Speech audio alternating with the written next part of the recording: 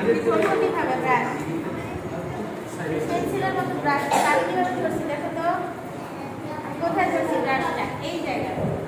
জায়গায় খুব হালকা করে ব্রাশটা ধরছি চাপ দিয়ে না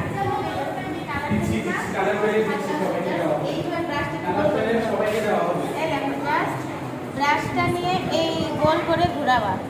পুরো ব্রাশটা কালার ভরে গেছে এখন তুমি এই কালারটাকে একটু শেড করো মানে কালারটা হালকা করে দাও বুঝছো তুলিটা একদম দেখো এরকম চিকন হয়ে যাবে আমরা প্রথমে ব্রেক দিয়ে দেখা যাচ্ছে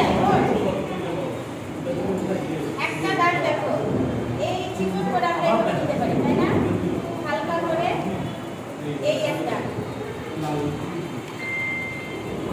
আঙ্গুলের একটা সাপোর্ট হ্যাঁ এই কর্নারের আঙ্গুলের একটা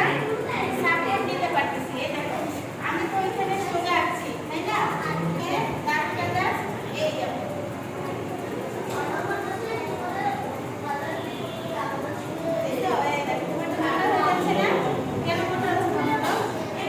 এই পাশে কালার বেশি বাট এই পাশে কি নাই